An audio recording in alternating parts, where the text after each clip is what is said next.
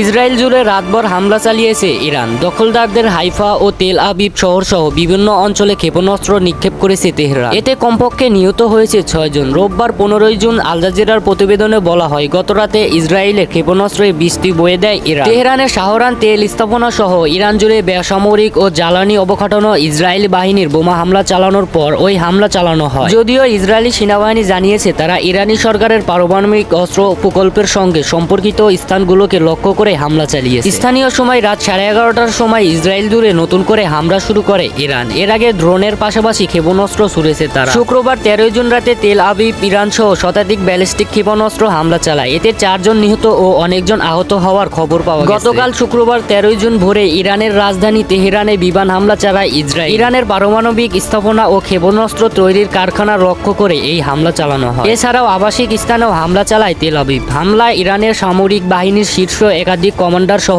80 জন নিহত হয়েছে। এদের মধ্যে রয়েছে 20 জন শিশু। এদিকে ইরান ইসরায়েলের মধ্যকার চলমান সংঘাতে নিজেদের সেনাদল আহত হওয়ার কথা প্রকাশ্য স্বীকার করেছে ইসরায়েল সেনাবাহিনী। শনিবার 14 জুন দেশটির সেনাবাহিনী দেওয়া এক বিবৃতিতে জানানো হয়েছে যে মধ্য ইসরায়েলের গভীর রাতে এই হামলা হয়, যা ছিল তাদের উপর ইরানের পাল্টা আক্রমণের অংশ। আল জাজিরার প্রতিবেদনে বলা হয়েছে, ইরানের ব্যালিস্টিক মিসাইলের হামলায় অন্তত 7 জন সেনা নিহত হয়। তাদেরকে তাৎক্ষণিকভাবে হাসপাতালে নেওয়া হয় এবং চিকিৎসা দেওয়া হয়। চিকিৎসার পর সবাইকে হাসপাতাল থেকে ছেড়ে দেওয়া হয়েছে।